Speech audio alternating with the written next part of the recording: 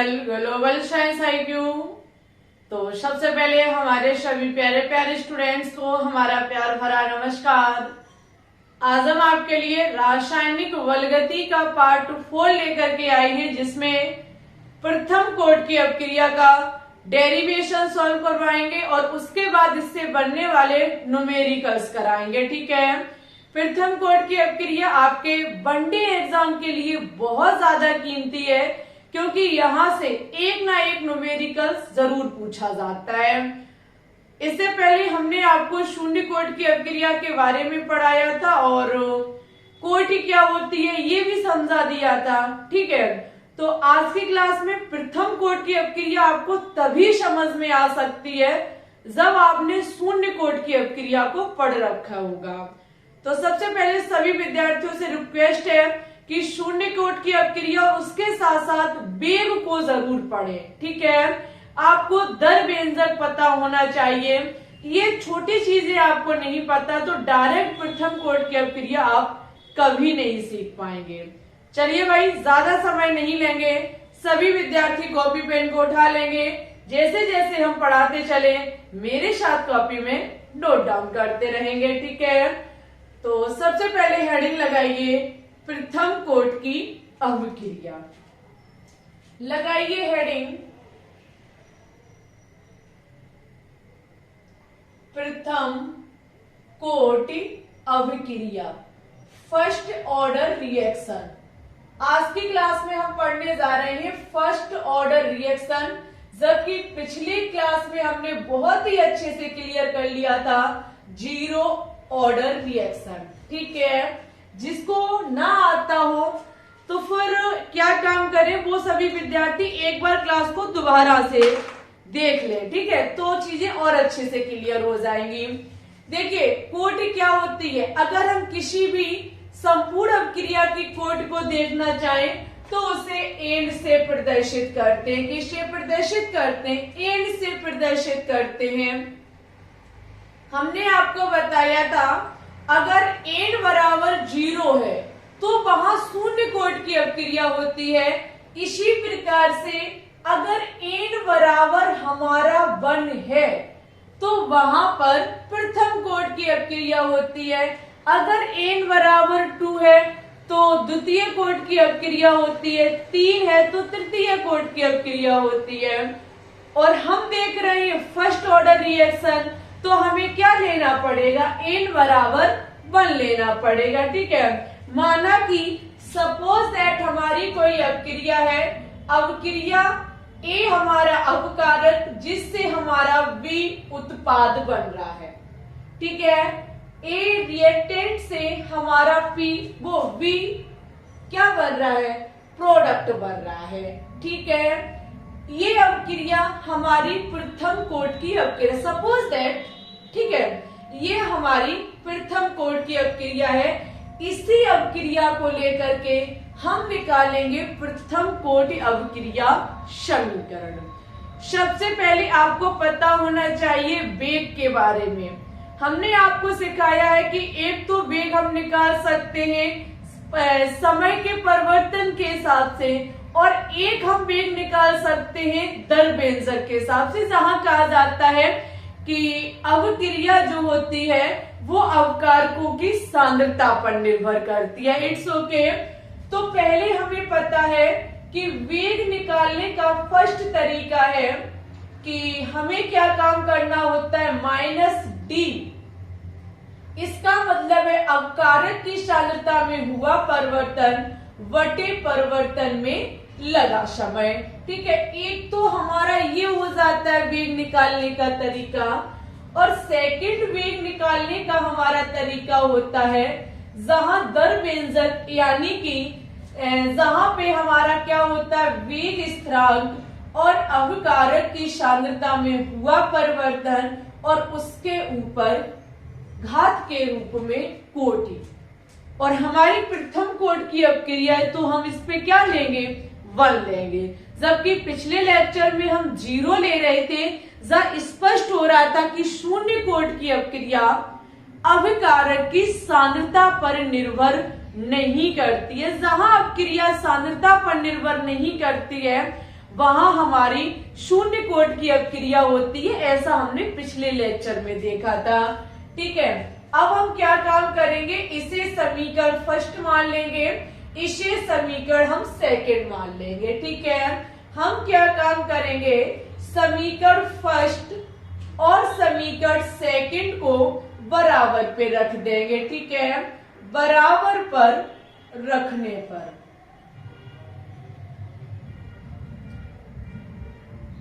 क्योंकि समीकरण फर्स्ट भी वेग निकालता है और समीकरण सेकंड भी हमें वेग निकालना सिखाता है, तो दोनों को हम एक दूसरे के बराबर में रख देंगे। ठीक है, एक दूसरे को हम क्या काम करेंगे, बराबर पे रख देंगे। ठीक है, हमने बराबर पे रख दिया, घात क्या चढ़ाना, वन ही होता है। ठीक है, वन का कोई मतलब ही नहीं है, वन घात क्या चढ़ाएंगे हम यहाँ पे। उसके बाद हम क्या काम करेंगे, ये dt माइनस के साथ इधर चला जाएगा और ये अवकारक की सांद्रता हमारी इधर आ जाएगी। ठीक है, 1 सेकेंड वेट करेंगे, डीजे बजने लगा है तो थोड़ा सा हमें वीडियो को रोकना पड़ेगा। तो चलिए अब हम क्या काम करेंगे, ये माइनस dt के साथ उधर जाएगा तो हमारा हो जाएगा d एक ही सांद्रता वटे में ये आपका इधर आ जाएगा एक ही सांद्रता बराबर माइनस की k dt, यही तो आपका हो जाएगा k dt। ठीक है, अब देखो हम क्या काम करेंगे, यहाँ पर दोनों पक्षों का समाकलन करेंगे, इधर का भी समाकलन करेंगे और हम इधर साइड का भी समाकलन करेंगे। लेकिन आपने पिछले लेक्चर में सीखा था कि समाकलन जो है वो उचित सीमाओं पर होता है, इसके लिए हमें लिमिट लेनी पड़ती है कि किस लिमिट से किस लिमिट तक हमारा यहाँ पर समाकलन हो रहा है। तो वो लिमिट होती है कि किस समय पर अवकारक की सांद्रता में कितना परिवर्तन हुआ, उसकी लिमिट हमें यहाँ लेनी पड़ेगी। तो माना कि इस अवक्रिया का जो प्रारंभिक समय था वो 0 सेकंड है, शुरुआत जो हमारा समय था, प्रारंभ हुई थी जब अवक्रिया, तब हमारा t बराबर 0 समय पर जो A की सांद्रता थी वो हमारी A0 थी। कितनी थी, A0। देखो कई एक टीचर A लेते हैं, लेकिन हमने जो लिया है वो एनसीईआरटी बेस लिया है। एनसीईआरटी बुक में आपका A की सांद्रता में हुआ परिवर्तन A0 है, हम यहाँ A भी मान सकते हैं, स्मॉल a मान सकते हैं, बट आपके ऊपर डिपेंड करता है, इससे भी आप सीख सकते हो, उससे भी आप सीख सकते हैं। ठीक है, तो प्रारंभिक समय में अवकारक की सांद्रता में हुआ परिवर्तन A0 है। जैसे ही हमने समय को बढ़ा करके t किया तो अवकारक की सांद्रता में हुआ परिवर्तन AT है। क्या है, AT है। तो हम क्या काम करेंगे, दोनों पक्षों का समाकलन कर देंगे, लेकिन उचित सीमाओं पर करेंगे, दोनों पक्षों का समाकलन करने पर।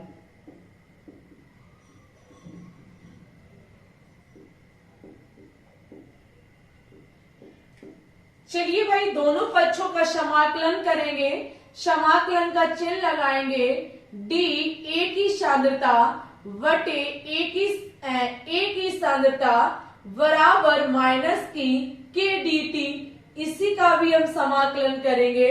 अच्छा, समाकलन होगा किसका, यहाँ अवकारक की सांद्रता का होगा और इधर जो समाकलन होगा वो समय का होगा। आपको पता है कि जो d के साथ होता है हमेशा समाकलन उसी का होता है। हमारी बात को कान लगा के सुन लेना, जो d के साथ होता है हमेशा उसी का समाकलन होता है। यहाँ d के साथ अवकारक की सांद्रता है और इधर d के साथ समय है, तो इसी का समाकलन होगा। अवकारक की सांद्रता में जो लिमिट हम लेंगे वो क्या लेंगे, यहाँ अवकारक की सांद्रता A0 से AT हो रही है, तो यहाँ लिया जाएगा लिमिट A0 से AT। क्या लिया जाएगा, A0 से AT, और यहाँ 0 समय से t t समय से परिवर्तन हो रहा है। ठीक है, अब हम क्या काम करेंगे, यहाँ पे आपको कुछ एडवांस चीजें सीखनी पड़ेंगी हमारे प्यारे स्टूडेंट्स। आपने छोटी क्लासों में पढ़ रखा होगा, जिन विद्यार्थियों ने मैथ से क्लास 10th और 12th की है उनको समाकलन करना बहुत अच्छे से आता होगा, उन्हें लॉग के बारे में भी पता होगा। जैसे आपने cos theta, tan theta in सभी के बारे में सीखा है, उसी प्रकार से लॉग भी आपको क्लास 10th में पढ़ाया गया होगा। जैसे कि आपको पता होना चाहिए, यहाँ पर डी अवकारक की सांद्रता बटे अवकारक की सांद्रता का हम समाकलन कर रहे हैं। देखो लिख लीजिए हेडिंग डाल के बेसिक पॉइंट, आप यहाँ हेडिंग डाल के लिख सकते हैं, ये है कुछ बेसिक पॉइंट। ठीक है, बेसिक पॉइंट आपको क्या सिखाता है कि अगर हमें समाकलन करना हो dx बटे x का, d है ये, x के स्थान पर है हमारा अवकारक की सांद्रता, हमें जब इसका समाकलन करना हो तो हमारा आता है, तो इसकी जगह हम जब हम इसका समाकलन करते हैं तो ये हमारा हो जाता है log ex। क्या हो जाता है? log ex। समझो मेरी बात को, जब हम समाकलन dx बटे x का समाकलन करते हैं तो इसका समाकलन हो जाता है log ex। इस log ex को हम ln x भी लिख सकते हैं, एक ही बात है, हम इसे ln x भी लिख सकते हैं। आगे देखो देखेंगे, इस ln x को अगर हमें इस ln x को परिवर्तित करना हो log 10x में, अगर हमें इस ln x को परिवर्तित करना हो log 10x में, तो हम लेंगे इसके साथ 0.303 इंटू, यानी कि जब हम ln x को log 10x में बदलना चाहते हैं तो हम कर देंगे 0.303 इंटू log 10x। अब देखिए यहाँ पर आपका d और x बटे x माना कि हमारा एक अवकारक की सांद्रता बटी अवकारक की सांद्रता, इसकी जगह हम log ex या फिर ln x लिख सकते हैं, बात एक ही होती है। चलो भाई साहब हम इस समाकलन करेंगे तो आपका हो जाएगा ln a की सांद्रता, यही तो हो जाएगा, यही हो जाएगा। यहाँ पर हम लिमिट लेंगे जो कि है हमारी 80 बटे a0। ठीक है, आ गया सभी को समझ में? बराबर ये k का इसका कोई मतलब नहीं, तो हम इसे बाहर ले लेंगे और समाकलन होगा किसका? dt का समाकलन होगा। dt का जब हम समाकलन करेंगे तो आपका t आएगा निकल के, और यहाँ पे कहां से कहां तक है लिमिट? 0 से t तक है। ठीक है, अब हमें क्या काम करना पड़ता है? अपर लिमिट से हम लो लिमिट को माइनस कर देते हैं, यही तो करते हैं। तो चलो हम कर देंगे ln 80 माइनस ln a0। ठीक है, अपर लिमिट में से लो लिमिट को हम माइनस कर देते, हमेशा ध्यान रखिएगा। इसी प्रकार से माइनस की के, अब 0 का कोई मतलब ही नहीं, तो हमारा kt हो जाएगा। क्या हो जाएगा? kt हो जाएगा। ठीक है, हम क्या काम करेंगे? इस माइनस को उधर भेज देंगे और इस kt को इधर लेकर के आएंगे। kt को हम इधर लेकर के आएंगे तो आपका हो जाएगा kt बराबर आपका ये इधर आएगा तो ln 80 प्लस ln a0, यही तो हो जाएगा। ln इधर जाएगा, ये तो आपका प्लस का हो जाएगा, हाँ ये इधर आया तो ये माइनस का हो जाएगा। ठीक है, ये भी तो इधर हम लेकर के उल्टा कर देते हैं। कहने का मतलब है इसको इधर भेजेंगे प्लस के लिए और इसको इधर भेजेंगे प्लस के लिए, और जब ये इधर आएगा तो ये माइनस का हो जाएगा, हमारा हो जाएगा ln a0 minus ln at। ठीक है, ध्यान रखिएगा ये at है सांद्रता जब हमारी समय के साथ बदल जाती है। समझते रहिएगा हमारे साथ, तो कॉन्सेप्ट क्लियर होते जाएंगे। देखिए बेटा हमारे प्यारे स्टूडेंट्स, अब यहाँ पे नेक्स्ट बेसिक पॉइंट लिखेंगे। ये आपका एक बेसिक पॉइंट था, अब आप लिखेंगे second basic point. Second basic point कहता है कि अगर हमारा ln x minus ln y हो, अगर हमारा ln x minus ln y हो तो ये हमारा हो जाता है ln x बटे y। ln x की जगह है a0 माइनस ln की जगह है at की जगह माना कि हमारा y है, तो ये हमारा क्या हो जाता है x बटे y। तो यहां हो जाएगा kt बराबर ln a0 बटे at। बोलो यस या नो, आप कहेंगे बिल्कुल हो जाएगा। ठीक है, अब हम क्या काम करेंगे, सभी को पता है कि ln, ये हमारा ln, इस पूरे को हम x मान लें, ln x को हम log 10x में कन्वर्ट करना चाहते हैं तो हमारा हो जाएगा 2.303 इंटू log 10, और x की जगह क्या है a0 बटे 80। ठीक है, ये k जो है वो हम इधर भेज देंगे, तो आपका 2.303 बटे k इंटू log 10 a0 बटे 80 निकल के आ जाएगा, और यही समीकरण आपका प्रथम कोटि की अवक्रिया का समीकरण है। ये एनसीईआरटी बेस हमने सॉल्व किया है। बहुत सारे टीचर यहाँ a ले लेते और यहाँ a माइनस एक्स ले लेते, वो भी सही है। यहाँ पे अगर हम बात करें कि आपका a0 क्या है, तो a0 है हमारी प्रारंभिक सांद्रता। a0 क्या है, प्रारंभिक सांद्रता।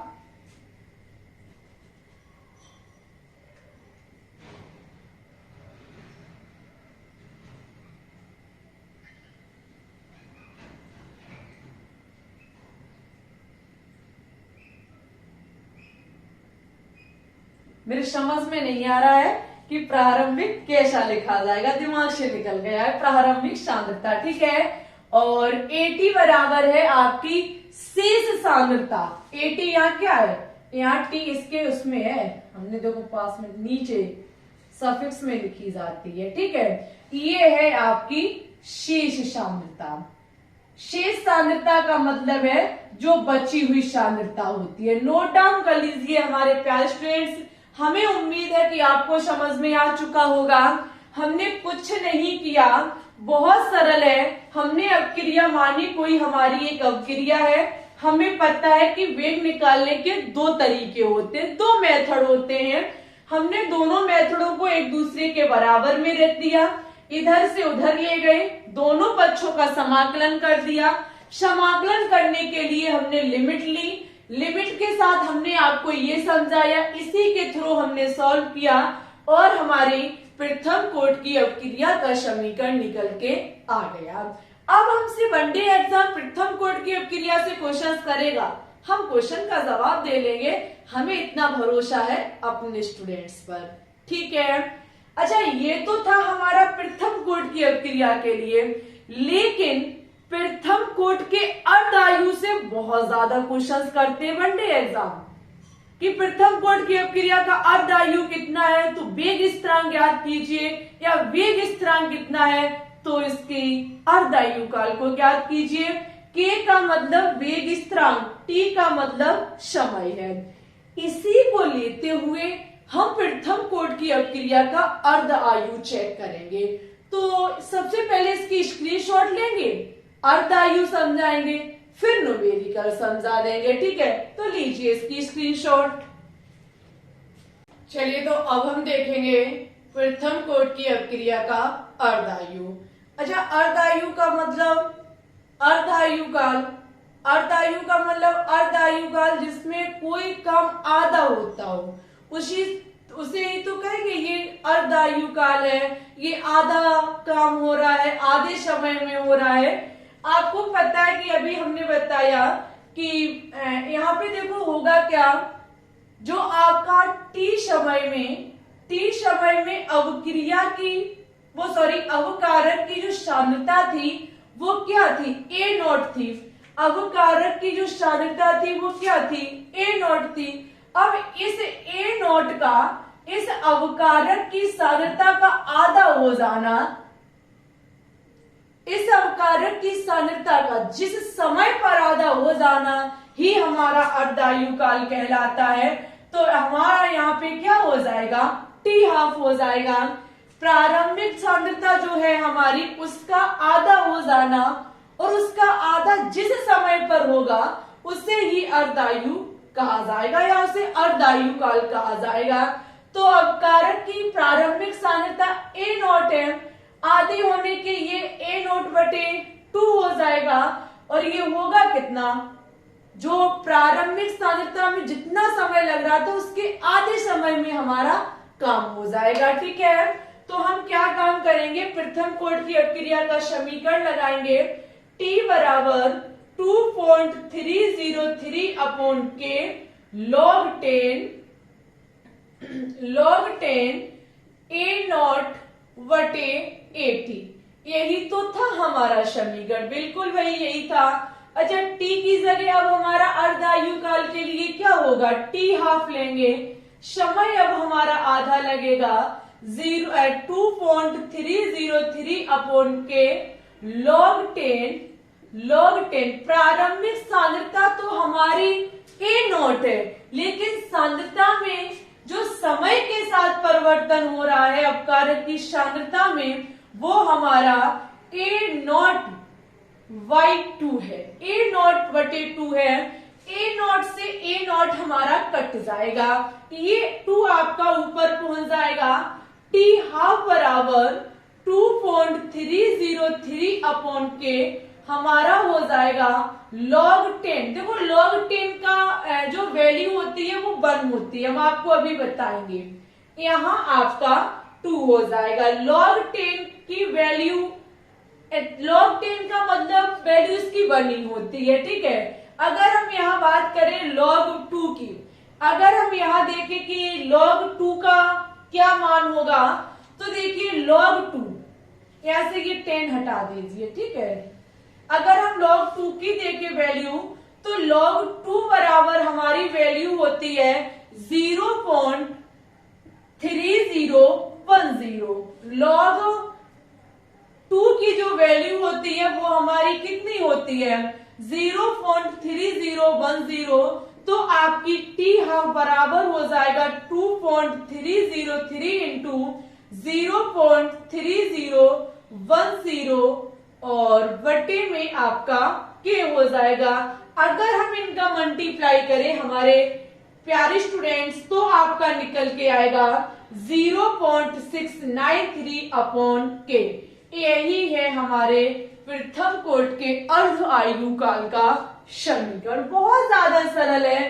प्रथम कोटि की अपक्रिया का हम फॉर्मूला लगाएंगे, इसके लिए आप चाहे तो 10 हटा दो। ठीक है, यहाँ कोई जरूरत नहीं है 10 की, 10 का मतलब 1 ही होता है, नॉट प्रॉब्लम।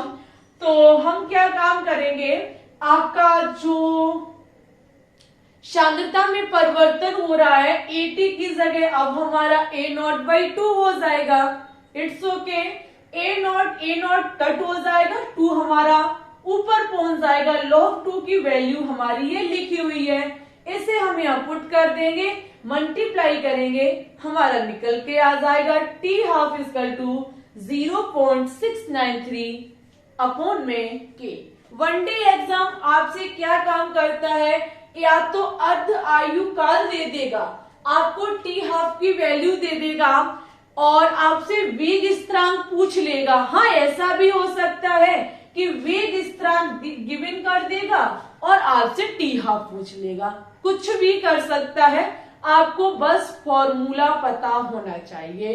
अब हम क्या काम करेंगे, प्रथम कोटि की अवक्रिया से एक न्यूमेरिकल कराएंगे, एक अर्धायु काल से कराएंगे, ठीक है। शेष सारे न्यूमेरिकल आपको जब इसका हम मॉक टेस्ट लेंगे, जहां इस टाइम हमारी महासंग्रामन क्लास चल रही है, जो विद्यार्थी अटेंड नहीं कर रहे हैं प्लीज जरूर करें। डेली सुबह 10 बजे केमिस्ट्री की महा मैराथन क्लासेस चलाई जा रही हैं, चैप्टर वाइज क्वेश्चंस कराए जा रहे हैं, ठीक है। हिंदी इंग्लिश दोनों लैंग्वेज में क्वेश्चंस कराते हैं, चाहे आप वनडे एग्जाम किसी की भी प्रिपरेशन करते हो, ठीक है। लीजिए इसकी स्क्रीनशॉट। अब हम न्यूमेरिकल कराएंगे, ओके। चलिए तो पहला क्वेश्चन देखते हैं। लिखा हुआ है कि किसी अवक्रिया का अर्धायु काल 100 सेकेंड है तो वेग स्थिरांक की गणना कीजिए। यहाँ पे हमको अर्धायु काल दिया गया। अर्धायु काल का मतलब है कि हमें टी हाफ का मान दिया गया है, वेग स्थिरांक यानी कि के का मान हमसे पूछा गया है। चलिए हम क्या काम करेंगे, फर्स्ट क्वेश्चन को सॉल्व करेंगे। फर्स्ट क्वेश्चन को जब हम सॉल्व करने के लिए जाएंगे तो हमें पता है कि हमें टी हाफ का मान दिया गया है 100 सेकेंड, ठीक है। पूछा क्या गया है हमसे, वेग स्थिरांक पूछा गया है। फॉर्मूला होता है हमारा टी हाफ बराबर 0.693 अपॉन के। हम के को इधर भेज देंगे तो हमारा फॉर्मूला निकलेगा 0.693 अपॉन टी हाफ, ठीक है। टी हाफ का हम मान रख देंगे तो आपका के बराबर 0.693 अपॉन में टी हाफ का मान हमें कितना गिवन है, 100। कितना है, 100। अच्छा, इसकी जगह कुछ और भी मान हो सकता था।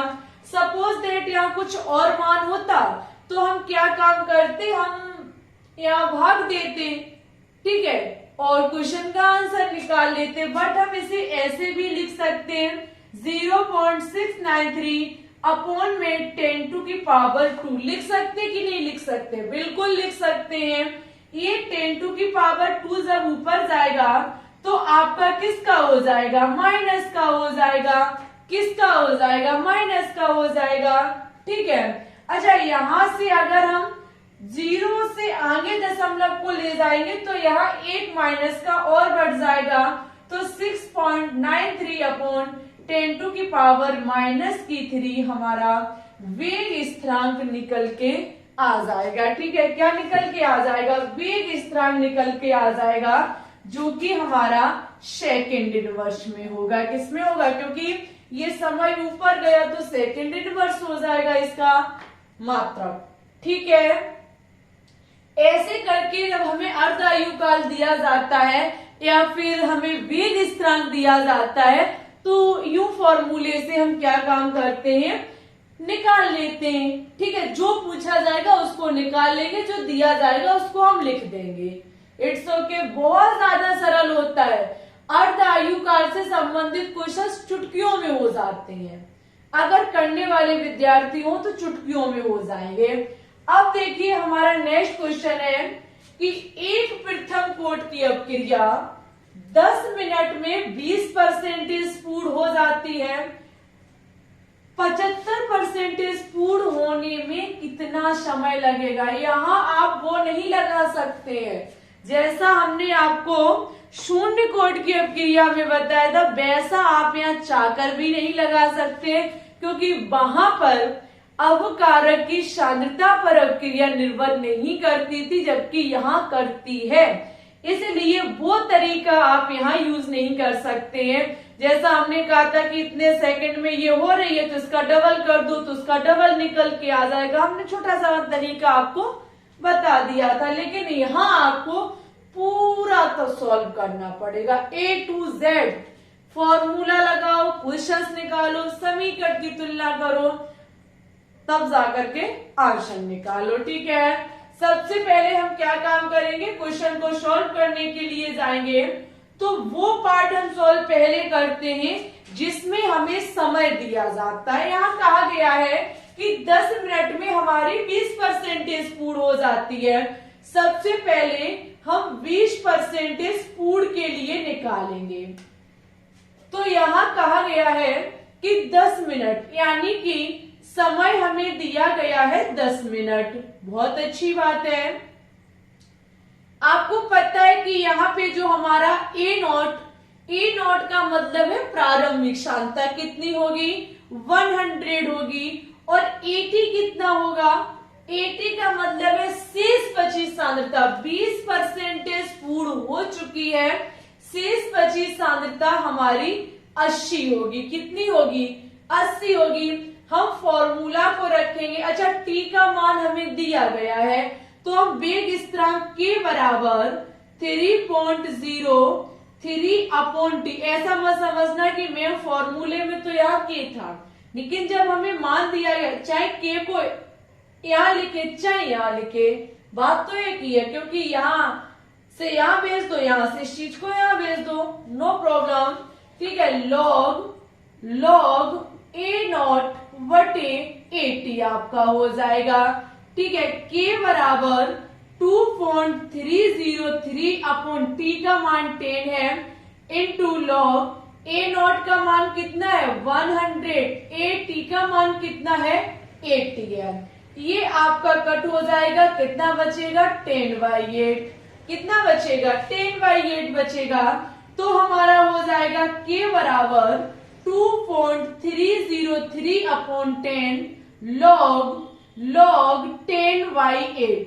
सभी स्टूडेंट्स को एक फॉर्मूला अभी हमने कराया था, जैसे कि लॉग यहाँ आपका x y, वो x बटे y है, तो ये कब था हमारा, जब हमारा log x minus log y था। log x minus log y को हम log x y लिख सकते हैं, x बटे y लिख सकते हैं। तो वही हम इसको यहाँ ओपन कर देंगे। यहां जब हम इसको खोल देंगे तो हमारा हो जाएगा के बराबर 2.03/10 इंटू लॉग 10 माइनस log 8। बोलो किसी स्टूडेंट्स को कोई प्रॉब्लम? देखिए, log x बटे y बराबर होता है log x minus log y। ये log x बटे y ही तो लिखा है, हमने इसे ओपन कर दिया। ठीक है, इसे जब हमने खोल दिया तो हमारा हो जाएगा के बराबर 2.303/10। log 10 का मान सभी को पता है कि 1 होता है, log 10 का मान 1 होता है। और log 8 को हम लिख सकते हैं 2⁻3। क्या लिख सकते हैं 2⁻3, एक ही बात है, नो प्रॉब्लम।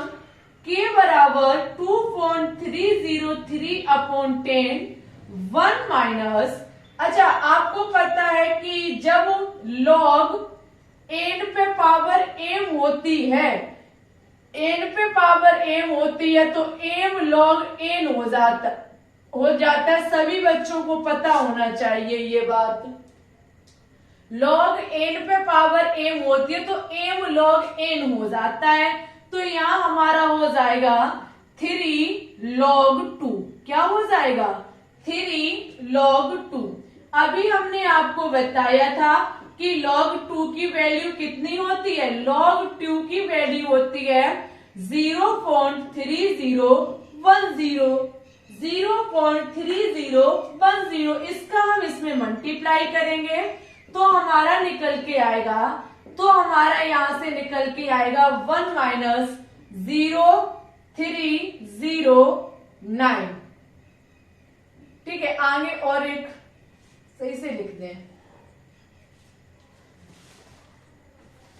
यहां से हमारा हो जाएगा 0.9030, यही तो हो जाएगा। हम इसे इसमें से माइनस कर देंगे, के बराबर 2.303/10 जब हम इसमें से माइनस करेंगे तो 0.0970 हमारा निकल के आ जाएगा। ठीक है, ये हो जाएगा हमारा समीकरण नंबर फर्स्ट। एक बार हम चेक करेंगे नीचे का नजर आ रहा है या नहीं आ रहा है। हाँ जी, ठीक है। देखिए हमने 20% पूर्ण अवक्रिया के लिए समीकरण फर्स्ट अब निकाल पाया। हमने क्या काम किया था कि जो हमें वैल्यू गिवन थी उन्हीं के अकॉर्डिंग हमने लॉग को बिल्कुल अच्छी तरीके से खल्लास किया। पहले पूरा लॉग हमने हटाया और तब जाकर के हमारी ये वैल्यू हमें प्राप्त हुई। ये थी 20% के लिए। अब हम किसके लिए ज्ञात करेंगे? 75% के लिए। किसके लिए ज्ञात करेंगे? 75% पूर्ण होने के लिए अब हम यहां ज्ञात करेंगे। 75% पूर्ण होने के लिए हमें समय पूछा गया है। चलो भाई फॉर्मूला लगाएंगे, k बराबर 2.30 अपॉन टी लॉग a0 बटे at। यही तो हो जाएगा। k बराबर 2.303 टी हमसे पूछा गया है। लॉग a0 का मान, a0 का मतलब है प्रारंभिक सांद्रता। कौन सी सांद्रता? प्रारंभिक सांद्रता जो हमारी 100 होती है। at का मतलब होता है शेष बची सांद्रता। शेष बची सांद्रता 75% पूर्ण हो गई, बची हुई हमारी 25 होगी। कितनी होगी? 25 होगी। हम कट कर देंगे, 4 बार कट होगा तो हमारा log 4 हो जाएगा। ठीक है, log 4 को हम 2 पे पावर 2 भी लिख सकते हैं। लिख सकते कि नहीं लिख सकते? बिल्कुल लिख सकते हैं। ये 2 हमारा आगे हो जाएगा क्योंकि ये फॉर्मूला यहां चलाया जाएगा, तो हमारा हो जाएगा 2 log 2। क्या हो जाएगा? 2 log 2, क्योंकि घातें आगे आ जाती हैं। ठीक है, log 2 की वैल्यू अभी हमने आपको बताई। log 2 की वैल्यू अभी हमने आपकी बताई कितनी होती है? 0.3010। 0.3010। ठीक है, तो हमारा हो जाएगा k बराबर 2.303 अपॉन टी। इसका इसमें मल्टीप्लाई कर दीजिए, हमारा हो जाएगा 0.6020। ये मान लीजिए समीकरण सेकंड। कौन सा समीकरण? सेकंड समीकरण। ठीक है, ये है हमारा समीकरण फर्स्ट जो कि निकला 20% के लिए। ये निकला सेकंड समीकरण 75% के लिए। समीकरण फर्स्ट और समीकरण सेकंड की कर देंगे तुलना। यहां हम क्या करेंगे? इनकी करेंगे तुलना। ठीक है, जब हम तुलना करने के लिए जाएंगे, ये भी k है वो भी k है, हम दोनों को एक दूसरे पे बराबर रखेंगे। 2.303 अपॉन 10 और इनटू में है 0.09। यहाँ पे एक 0 हमने छोड़ दिया है, तो ठीक है, माइनस करने से आया। ठीक है, ठीक है, ओके। और इसके बराबर में ये लिखा जाएगा 2.303 अपॉन टी इंटू 0.6020। इससे ये कट हो जाएगा, इससे हमारा ये कट हो जाएगा। ठीक है, इट्स ओके, हो चुका है कट। अब हमारा क्या बचेगा? यहाँ पे अब हमारा बचेगा 0.0970 अपॉन 10 बराबर 0.6। देखो, जिनका माइंड हैवी है भाई चीजें समझ सकते हैं। माइंड आपको घुमाना होगा पूरी तरीके से, नहीं घुमाओगे हम नहीं समझा पाएंगे। सीधी सी बात है, माइंड इसमें आपका एक्टिव होना चाहिए। जितना ज्यादा माइंड एक्टिव होगा चीजें उतनी ही अच्छे से आपकी क्लियर होंगी। ठीक है, यहाँ पे देखो अब क्या होगा। आपका ये जो टी है, ये टी इधर जाके क्या करेगा? मल्टीप्लाई करेगा जाके, तो आपका हो जाएगा 0.0970 इंटू टी। इधर भाग कर रहा है, इधर मल्टीप्लाई करेगा जाके 0.6020। यहाँ अब t बराबर ये 10 इधर भाग कर रहा, इधर जाके गुणा करेगा, ठीक है, इधर जाके ये गुणा करेगा और ये इधर जाके भाग करेगा। समझ गए?